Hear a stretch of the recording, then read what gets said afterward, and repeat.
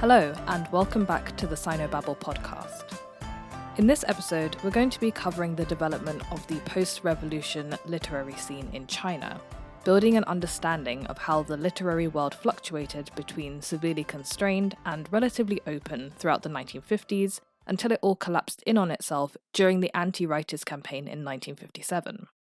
My original plan was to cover all of the developments in style and form in literature in the 1950s, then cover some of the major works and famous writers, then discuss the thought reform campaigns that showed the party's changing attitude towards writers, and then cover the anti-rightist campaign. However, I quickly discovered that this was a completely ridiculous plan, and so now I've divided the one episode into 3 episodes. So today's episode is just covering the first part, literature and the literati during the 1950s. I think before we get on to all the purges in the next episode, we need a good understanding of the types of works being written, the conditions under which they were being written, and the differences between acceptable works and unacceptable works. Also, just a note, in this episode I'm going to be using the term intellectual as a catch-all term for writers in every field, from novelist to journalist to poet to playwright. Intellectual, as defined by the CCP, did also include artists and scientists, and basically anyone who had a Western-style liberal education, but the party did try to distinguish between those in the arts and those in the sciences. Also, the term intellectual is quite useful in general because people tended to move quite fluidly through different professions. At this point in time, you don't really have defined career paths as one type of writer or another. Some writers were also accomplished artists, or philosophers, or professors. So for today, intellectual just means someone who thought things and wrote the things that they were thinking down. As always, just a couple of quick announcements before we get into the episode. You can sign up for the Sinobabble newsletter by going to the Sinobabble website, or you can now head over to Substack and subscribe directly over there. Because I clearly don't have enough on my plate, as well as doing the regular update newsletter, I've also started a fortnightly series where I analyse a piece of current affairs news in China from a historical perspective. The first one is about the reasons for the delay of Jack Ma's Ant Group IPO, and is available on Substack now. Also, you can now donate to the podcast by going to sinobabble.com, clicking the donate button, and giving either a one-off or a monthly contribution. Any amount is greatly appreciated, and thank you very much to all those who have donated so far. Okay, back to the episode. Before we get into the details of how the intellectual world was set up in the 1950s and how cultural production took place, I think we should remind ourselves of the party's attitude towards writers and intellectuals, which can generally be described as ambivalent at best and outright hostile at worst. To the party, intellectuals were basically this weird group of open-minded people with a lot of revolutionary potential, but who were at the same time overly educated, suspicious bourgeois elites who were prone to naughty Western traits such as individualism. Writers didn't necessarily pose an opposition bloc in the same way that many rural landlords or urban capitalists might have to the CCP, mainly because most writers at the time were left-wing anyway. Being creative types, they were very open-minded people, and even those of them who hadn't become communists in the 1940s had lived through the disastrous Nanjing government, or under Japanese rule, and were very welcoming of a fresh start with the Communist Party. So the problem wasn't really the writers' attitude towards the communists, but more their attitude towards life in general, and their proclivity to be outspoken about their ideas. We've discussed this contradiction in earlier episodes about the communists in Yan'an. In episode 15, we talked about the rectification movement in Yan'an, where young, educated writers who had come from urban areas to join the revolutionary movement were forced to reassess their work and themselves in the light of Mao Zedong thought. If you remember, in 1942, Mao had tried to open up the literary scene and encourage people to comment on the way in which the party handled intellectuals, which led to a bunch of writing that criticized the way of life in Yan'an, the corruption among high-level cadres, and the rampant sexism and anti-intellectualism. We spoke particularly about Wang Shuwei, a writer and poet who wrote an essay entitled Wild Lily, demanding greater liberty and democracy and diversity of ideas in Yan'an. We also mentioned the female writer Ling, who becomes important again now that we reach the 1950s. So during this Yan'an rectification movement in 1942, Mao gave his talks at the Yan'an Conference on Literature and Art, during which he declared that writers basically have an attitude problem and are too self-indulgent in their writing. They should be writing for the workers, peasants, and soldiers, and promoting the revolution, which was still ongoing at the time, as well as working on changing their thoughts and way of thinking to be more oriented towards the communist cause. So it's important that we remember the rectification movement at Yan'an, as it provides the context for the way in which the party views intellectuals, particularly writers, and especially those from urban areas, where the party's reach was the weakest. On top of that, in the 1950s, you have the incorporation into the state apparatus writers who did not go to Yan'an, who weren't communist, and some of whom were even anti-communist at some point in their lives. It's also important because Mao's speech sets the tone for the cultural production throughout the first decade of the PRC. All art and literature should be made for the masses, and there is no such thing as art for art's sake. So, this is the precedent set by the party for their attitude towards intellectuals before they even came into power, and it's essentially the prevailing attitude in the 1950s as well. The main concern for the CCP appeared to be that intellectuals should remain productive in a way that was of use to the regime, instead of flitting about doing whatever they wanted, as writers and artists and podcast hosts are wont to do. The media of the new state was also part of that state. It was vital to its functioning and to the spread of its message to the people. The message had to be politically correct, which meant that the writers of that message had to be politically correct as well. In order to bring writers more directly under their control after 1949, the party set up a number of organizations to administer the production of culture under the control of the central government. Let's quickly go through those structures now, just so that we can understand generally how free-minded intellectuals were to be turned into cultural workers, whose main task was essentially to provide propaganda for the party, which they would then disseminate to the masses. So the party state took over all official cultural production under the central bodies of the CCP Central Committee Propaganda Department and the Central People's Government Cultural and Educational Bureaucracy. So even though in past episodes I've sort of summarized the state and the party as synonymous, it's still important to understand that the party took pains to set up two parallel structures, one that was party-based and one that was based on the state or government. Like workers in factories, the roughly 100,000 urban intellectuals in China were brought into the all-encompassing state-run system very quickly. Writers were incorporated into the All-China Federation of Literary and Art Circles, with smaller organizations within that federation created to accommodate different professions, such as the Chinese Writers' Union or the Chinese Stage Artists' Union. These unions and organizations were then broken down into branches at the provincial and city levels, with chairmen and editors usually appointed centrally. These organization members were also provided with salaries, as well as a place to live and a guaranteed job. There was also a proliferation of smaller clubs and groups for different interests, but usually they had some sort of party affiliation, and often these clubs were responsible for the ideological training of their members and the organization of cultural activities. Within any job department, let's say, for example, a newspaper, workers would have been divided into teams to carry out specific tasks relating to the fulfillment of that organization's goals. So, in a newspaper, those writing on urban economics would have been in a separate team to those working on rural affairs, and there would have been a hierarchy of writers and editors, going all the way up the chain of command. Instead of the more freewheeling approach to literary and journalistic organizations that had existed in the past, a strong bureaucratic structure was imposed on the intellectual world. Literary establishments, such as publishing houses, newspapers, magazines, and bookstores, all soon followed suit. After 1949, the printing, publishing, and distribution networks that these companies had built were gradually incorporated to the state-run system, a process that was completed by the end of 1958. In 1950, there were 211 publishing houses across China, 184 of which were privately owned. By the end of 1957, these were transformed into 103 state-owned publishing houses across China.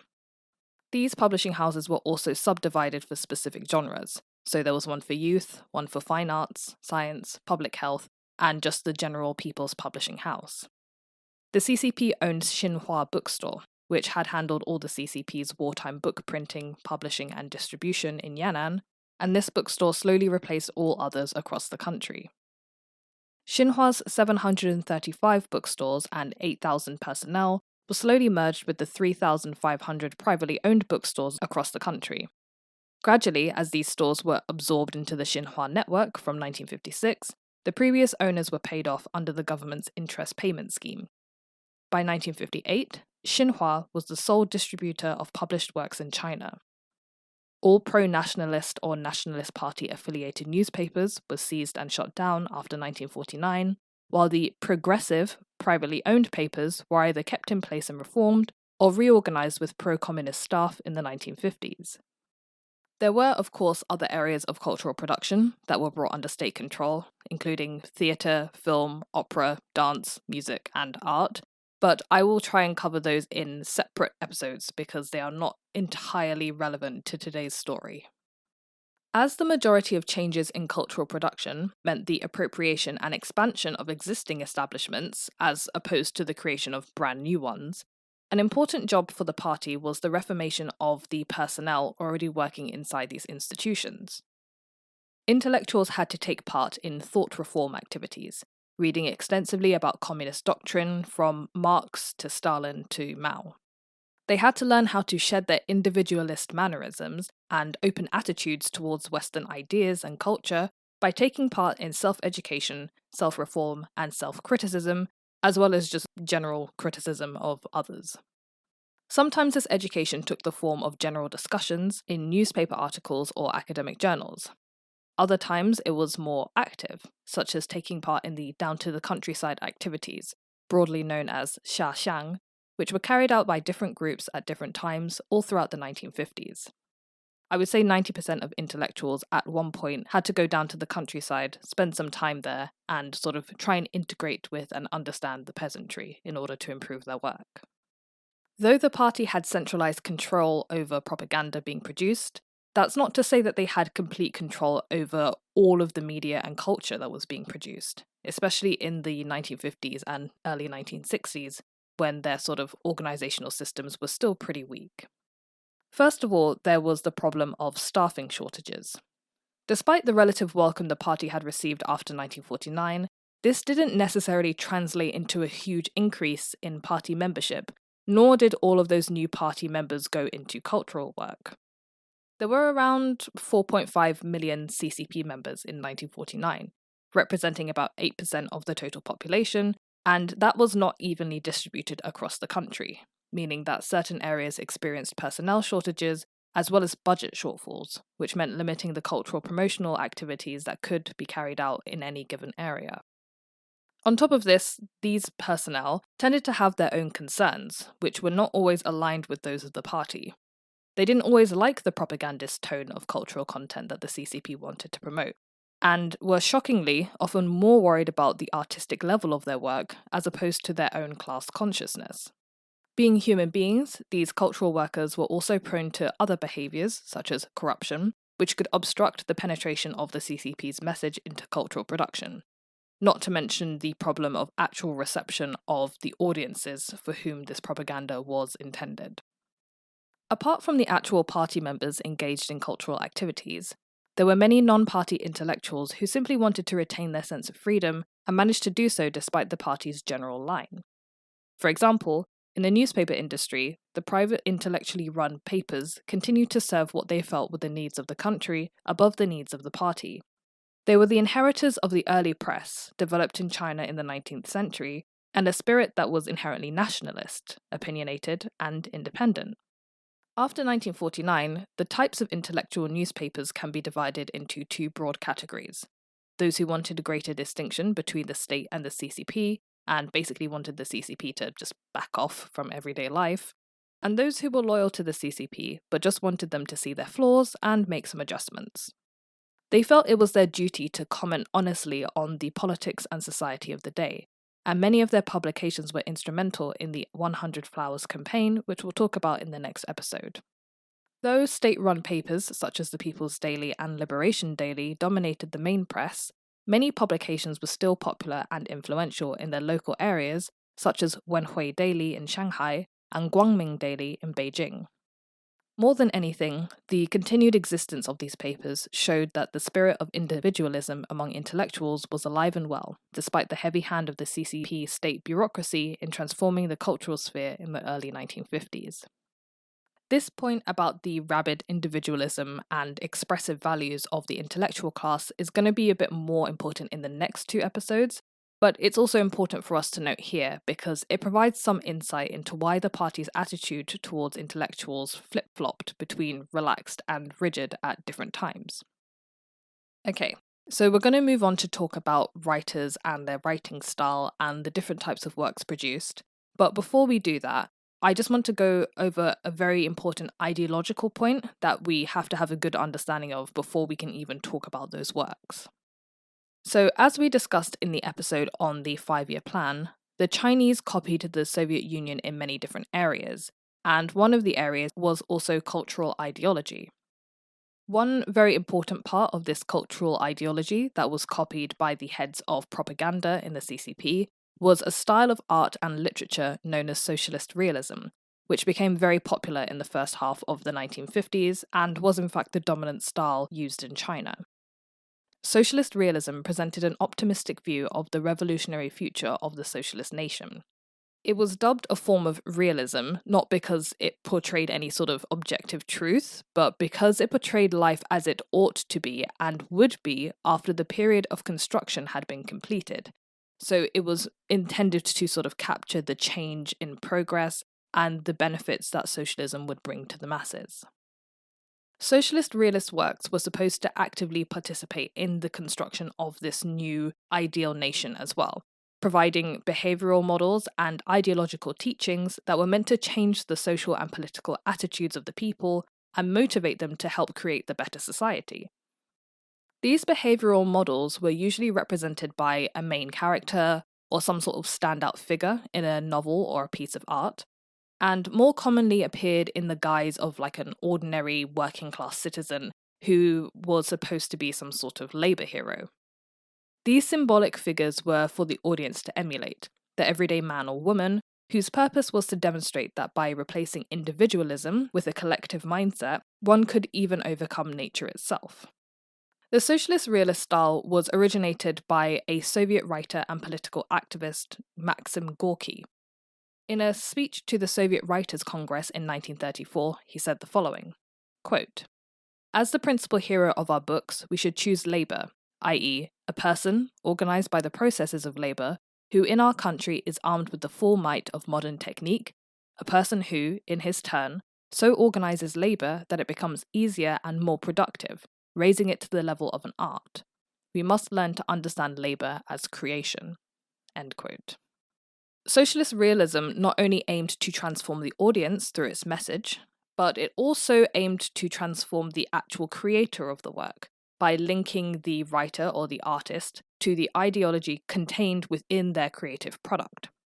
So the idea was that you would become a part of this revolutionary change, like this great change in society, only by taking part in the revolution because you then represent the revolution truthfully in your work. So in the end, the piece of work that was produced was also a reflection of how dedicated to the socialist cause the writer or artist was. Hence why there were so many thought reform campaigns carried out on intellectuals, and why there was so much criticism of work carried out. It wasn't necessarily the problem with the work itself, but the fact that the work reflected the inner thinking and true feelings of the intellectuals who wrote them.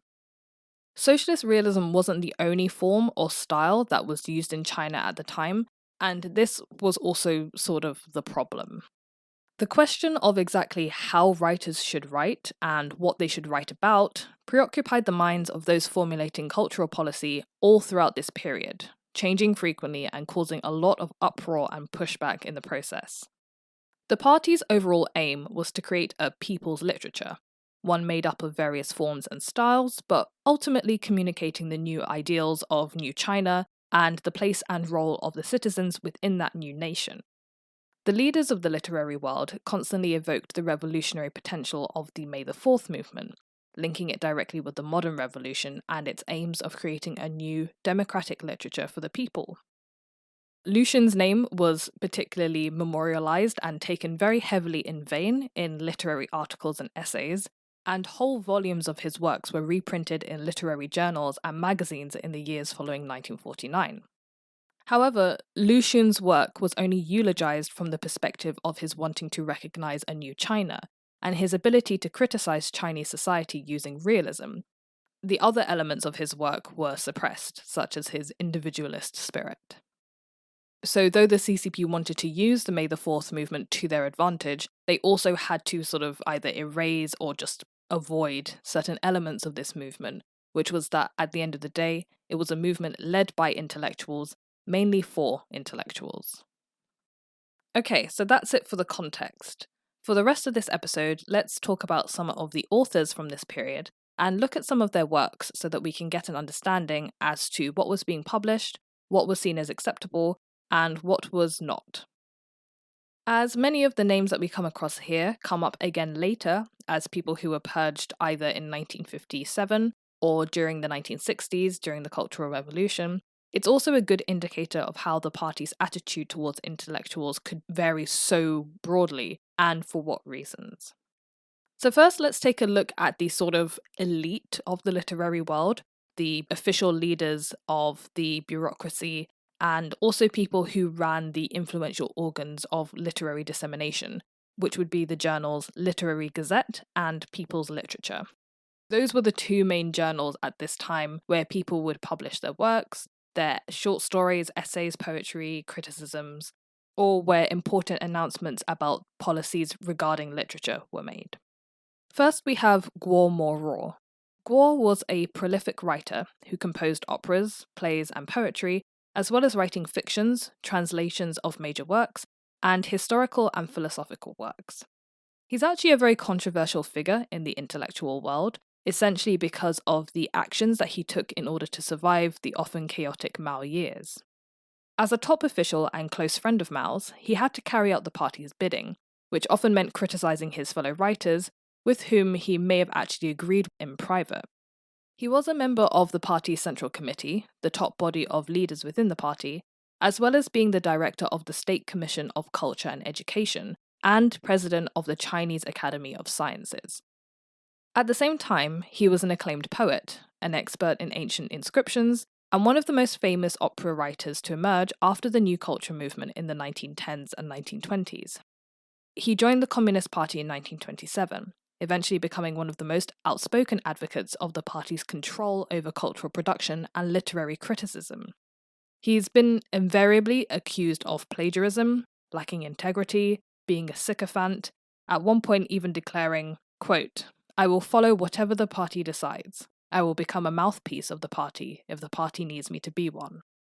Guo's most famous work is his 5-act play, Chu Yuan, the story of a famous poet and political figure who lived during the Warring States period between 475 and 221 BC.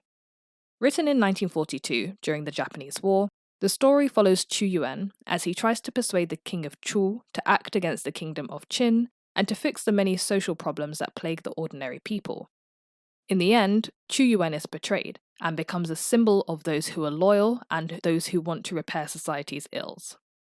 In the field of Chinese historical studies, some of his important contributions include studies on China's ancient societies, in which he characterizes the early Chinese civilizations as they move from slavery to feudalism, casting Chinese history in the light of the Marxist stages of history. Mao Dun was a literary critic and author who rose to prominence during the Republican era.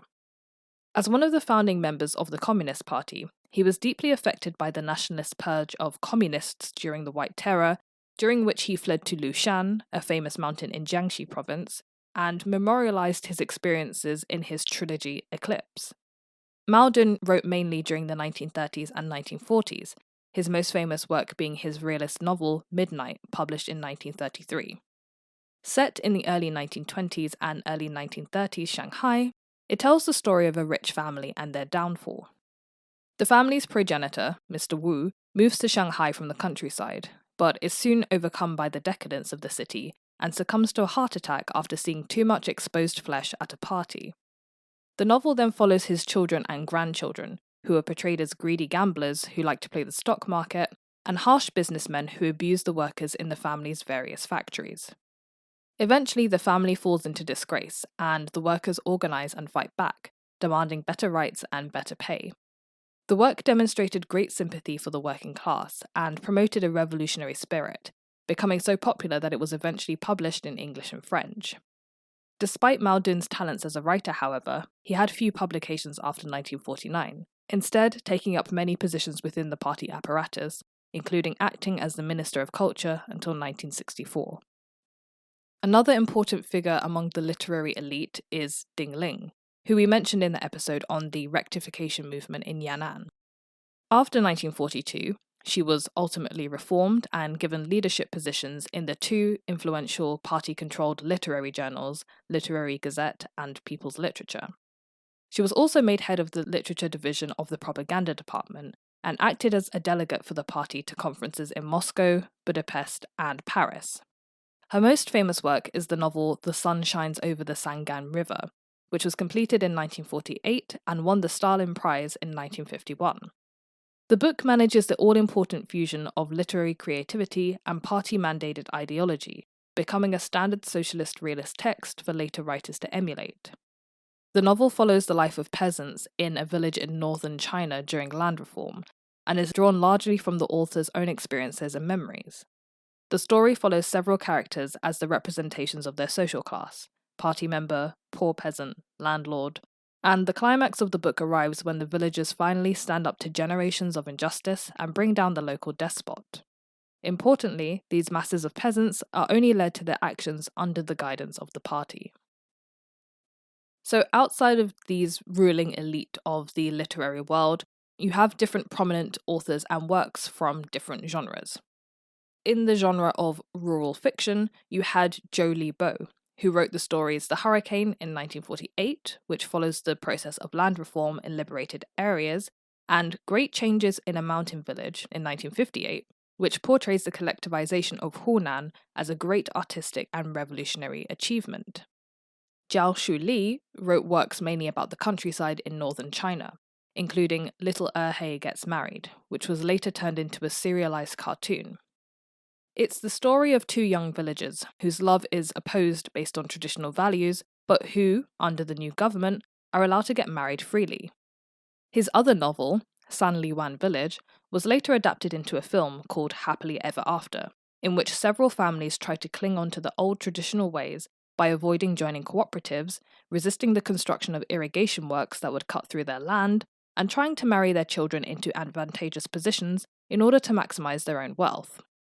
In the end, all the families change their views and reach across political and social divides to join the collective, a show of triumph for the Communist Party and for the penetration of socialist ideology in the countryside. Liu Qing is one of the most famous Chinese novelists of this period, and he began his career actually imitating the styles of authors such as Jiao Shu Li. Liu Qing's The Builders is one of the most important works of Chinese socialist realist literature, and is also a strong declaration of the importance of the new socialist man, one who devotes his strength, time, and knowledge to building a better society for the masses. It was originally intended to be a 4-volume set, but having suffered during the Cultural Revolution, Liu passed away of chronic lung disease in 1977, having only written 1 volume. The story is about a group of poor peasants who set up a mutual aid team in 1953. While the main character, Liang Shengbao, is at first criticized by his father for his obsession with communist ideology instead of thinking about how to make money, he's finally redeemed when his hard work and dedication to the party pays off with a bumper harvest. Liang is the ideal socialist man, one who suppresses his desires for land and family and instead dedicates himself to building a new and prosperous society whereby peasants are liberated from their status as slaves and instead can enjoy a new, free life under the rule of the party. He is completely selfless and honest, at one point saying this about joining the CCP. Quote, Chairman Mao, I began life as a beggar child. My mother and I came to Frog Flat as refugees in the dead of winter when I didn't even have a pair of pants to cover my backside. When I grew up, I worked like mad to build up some family property, but all that has passed. Today I'm joining your glorious party. I want nothing else. When all poor peasants are able to get along, I'll be alright. I'll never sully the party's name. The other main character of this novel is Xu Gaixia, Liang's true love. Their marriage is originally obstructed by the arrangements made by their parents in their youth, but both secretly feel passionately about one another. Unlike Liang, Xu does not take part in the socialist transformation of the village, but instead attends a local primary school run by the party and dreams of one day moving to an urban area to work in a factory, where her socialist dreams can be realised. When the two lovers finally get the chance to be together, Xu chooses instead to leave the village for factory work, declaring her love for Liang as she leaves. This aspect of her personality was later criticised in the 1960s, as she was deemed too passionate about individual love, and devotion to the party and devotions to the passions became mutually exclusive. This just goes to show that a work that was really important at one time could be heavily demonized just one decade later. Now let's talk about some revolutionary history novels. Du Pencheng's Defending Yan'an, published in 1954, is one of the most famous literary representations of Yan'an. The story depicts the battle to defend the center of the communist revolution against the nationalists, representing the soldiers as quasi-religious fighters martyring themselves on behalf of a holy war. Though it was banned after the purge of Peng Dehuai because it showed him in a positive light, it regained popularity in the post-Mao era and was adapted into a TV miniseries, which is credited with helping boost tourism to Yan'an. I'm always really curious as to whose job it was to keep up with all the books and films and plays and whatever that had to be banned because an important figure in them had been purged, or because the writer had done something naughty and so all of their works had to be taken out of the bookstores. I'm actually really curious to know what the process was from being like, okay, Peng Dehuai is bad, so we have to get rid of any works that feature him, to actually finding all of those works, taking them out of the shops, and then letting everyone know that it's like illegal to own a copy of this book. Also, imagine the trauma when that person is later reinstated, and then purged again, and then reinstated again, and then you have to delete something only to find it again. It's just, I can't even imagine what that process is like. There's actually a famous painting that has to go through a similar sort of process. It's called The Founding of the Nation by an artist called Dong Shiwen, but I'll talk about that in a later episode on art. Another novel in the revolutionary history category is The Song of Youth, written by female author Yang Mo in 1958 and later adapted into a film. It tells the story of Lin Daojing, a young woman who escapes an arranged marriage and is rescued in her flight by Beijing University student Yu Yongzi. They get married, but Lin is unhappy because she's financially dependent on her husband, and so she begins to grow close to a communist activist named Liu Jiachun. One day, when he's fleeing from the nationalists, Liu comes to Lin's house in order to seek refuge, but is turned away by her husband Yu and is eventually captured and executed. This incident causes the couple Liu and Lin to split. Lin moves to the countryside to become a teacher and mobilize the peasants into revolution. She is arrested for her revolutionary activities, and then when she's released, she joins the Communist Party. The book and film were both popular, but Yang was forced to revise the book in 1959 in order to critique Lin's petty bourgeois mentality and to bring her more in line with the masses by adding an additional 8 chapters that showed her interactions with the poor peasants and her learning about class consciousness. One of the most celebrated authors of the 20th century in general is Lao She, a dramatist who wrote plays and short stories, usually on satirical themes, having been a teacher in England for a while and inspired by the works of Charles Dickens. His most famous novel is Rickshaw Boy, which is just known as Rickshaw in the English translation.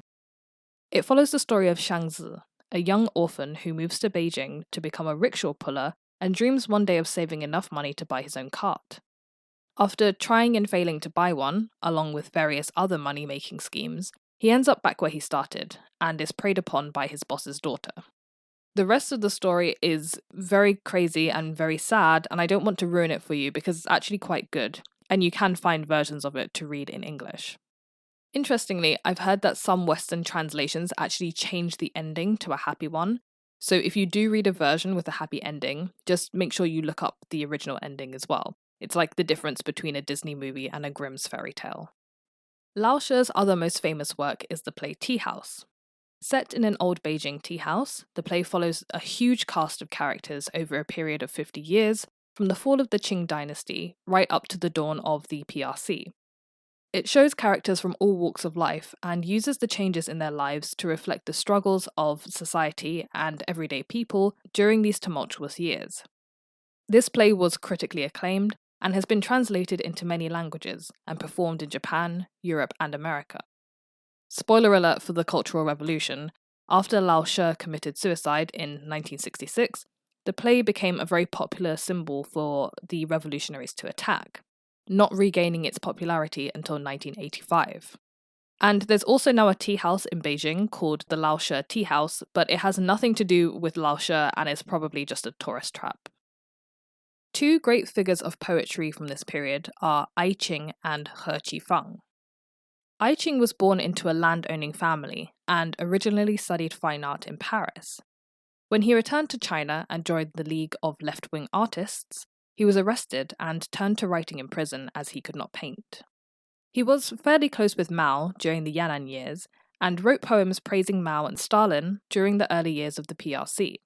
His free verse style was very influential on the new poetry movement, and his works were known for his vivid use of colour to describe landscapes, no doubt influenced by his work as an artist and his travels as a delegate for the CCP. Also, Qing's son is the famous dissident artist Ai Weiwei. Here is Qing's poem I Love This Land, written in 1938 and translated into English.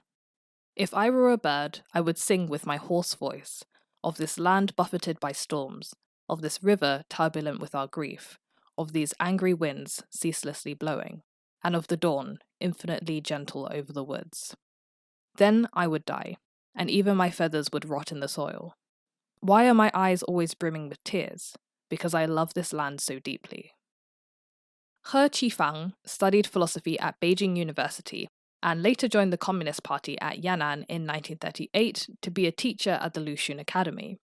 He later went on to become director of the Institute of Literature at the Chinese Academy of Social Sciences, not really writing that much after 1949, apart from the poem Our Greatest Festival, which celebrated the birth of the PRC from the viewpoint of the October 1st celebrations. His other poem of note from the 1950s, The Answer, expresses his doubts and depression about his artistic expression during the period. It's a long poem that reflects his own struggle between representing the abstractness of poetry and the reality of the present situation. I'll just read the last two stanzas for you so you get a feel for the kind of mood that he was in. How vast is the territory of my motherland. Snow is flying in Beijing, and red flowers are blooming in Guangzhou. I'm willing to travel all over the country, not worried about my head or what piece of land it will come to rest on. Then why are you so silent? If it's our young republic, shouldn't you fly like a bird and sing until the blood in your chest is completely sung? My wings are so heavy. Like dust, it seems there is some sorrow. Though I can only walk on the ground, I will also try my best to fly into the sky. Your eyes are shining softly, looking at me, talking endlessly, and eagerly expecting something from me. Please accept this. This is my answer. So, at the time of their writing, all of the above works were considered good, even if later on they were considered not good. So they were sort of the standard for literary works at the time, and from this standard, we can see that there are new rules that come out.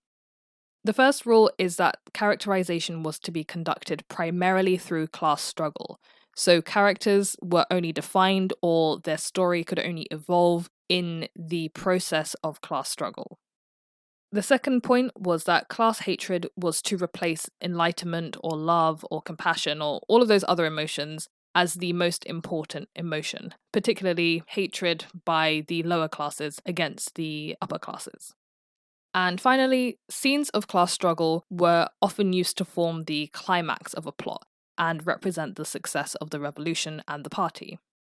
So it was mainly class-based stuff, which makes sense if we remember that at the same time as most of these works were being written, class-based campaigns such as land reform, the 3 antis and 5 antis movements, and the 5-year plan were being carried out. These themes are also borne out in the stories themselves, especially the ones that focus on rural literature. But these rules were never written down, and that caused problems for creative writers who wanted to express revolutionary ideas but mishandled basic concepts such as characterization of different classes and the important elements of class struggle. One example of this can be seen in the case of Qin Zhaoyang. So Qin Zhaoyang was mainly an editor. He also dabbled in novels and dramas, and he characterized himself as a spare-time writer. Qin had originally planned for himself to become an artist, taking after his father, who painted in his spare time, and even publishing some works in art journals and magazines in the 1930s. He changed his mind, however, in the 1940s, as he felt he could express himself better with words.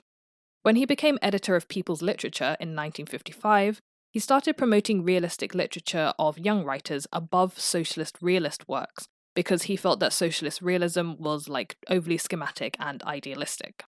In 1950, he wrote a story that was considered to be very controversial, and it was called Reform, or sometimes Re-Education. The characters can be translated as both words. So the story of Reform focuses mainly on the spoilt landlord, Wang Youde, who, after land reform, is forced to fend for himself and change his idle ways so that he and his family don't starve to death. He first tries to work the land himself, and then to sell cakes on the roadside, both of which fail. He then switches to trying to steal the village grain, only to be caught and arrested, and in prison he learns that he can earn food by doing labour. Through this process of reform in prison, he learns the value of hard work and returns home to work on his land with his wife, the story ending on the optimistic note that anyone can be reformed. So, though on the surface there seems like there's nothing wrong with this story, if we look at the characterization of the main character and the mechanics of the story and the plot, we can see what's missing from the perspective of communist ideology. So, first of all, Wang is a landlord. Therefore, by the rules of socialist realism, he should play the villain. Instead, he's more of a comical figure, clumsy and sometimes witty, and he's also the main character. In their articles critiquing the novel, Qin's fellow writers criticized the lack of class consciousness, arguing that the portrayal of Wang is not typical and that he should have been portrayed not as stupid and bumbling, but rather as evil and conniving. Also, the proper dynamics of class struggle were not played out in the book. Wang should not have been convinced, as landlords weren't part of the group of people who could be changed through education. Instead, he should have been punished and forced to work, completely deprived of his privileges, not treated with understanding.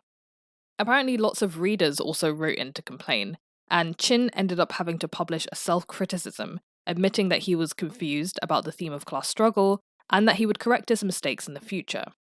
This process from publication to denunciation shows how precarious the situation of writers was in the early PRC. It also foreshadows the debate about how people should properly be defined and portrayed in literature, and how this matter was still not settled even after 1949. It's also a good place to point out that self-criticism was a very common thing, especially among people who wrote things that later became unacceptable, and which were usually published in the same place where they had published the unacceptable thing. Another example of a novel that didn't quite get it right is the story Between the Two of Us by Xiao Yanmu. The story focuses on a couple, an intellectual cadre named Li Ke and his worker peasant wife Zhang, after they moved from the countryside to Beijing following the revolution. Li Ke is excited for his new life, dazzled by the bright lights of the city, and indulging in bourgeois pastimes such as eating ice cream and going to the cinema. Needless to say, his ideal communist wife is horrified at the materialism and decadence around her, and the two begin squabbling about all sorts of things, from money to the right and proper way to behave. So, many critics disagreed with the way in which everyday life was presented in the novel, saying that it was way too decadent and that his writing of the wife made her seem like a country bumpkin. Xiao Yanmu was accused of pandering to the petty bourgeoisie, although I'm not really sure why this was a bad thing, as the petty bourgeoisie was supposed to be part of the masses, especially in urban areas. This kind of problem highlights the fact that urban literature as a general theme was problematic throughout the entire Maoist era, and most writers struggled to present the sort of new city that had reformed through revolution but still had close links with the West. showing a city that was both modern and revolutionary it wasn't really achievable, and most writers just sort of avoided the topic. But the main criticism was levelled at the character of Li Ke, who many felt did not represent the reformed communist intellectual at all. In her criticism of the book, Ling says of Li Ke, quote, "He doesn't seem at all like a cadre who's experienced the Sino-Japanese War or the War of Liberation. If intellectual cadres from the liberated areas still resemble Li Ke, having that taste and sentiment, this cannot explain the painstaking education they received from the government, the Communist Party, and Chairman Mao in the liberated areas." I feel that, if anything, these sorts of criticisms about the character of Li Ke just revealed what intellectuals feared most, that the readers and party officials would associate them, writers and intellectuals, with characters like Li Ke, people who had reformed on the outside, but whose sentiments and tastes hadn't changed at all. Stories like this made intellectuals seem untrustworthy, which at the end of the day was how the party really felt about them. No matter what these writers, these intellectuals wrote, there would always be a problem with the group themselves, and that's what we're going to talk about in the next 2 episodes. So, that's it for this episode, guys.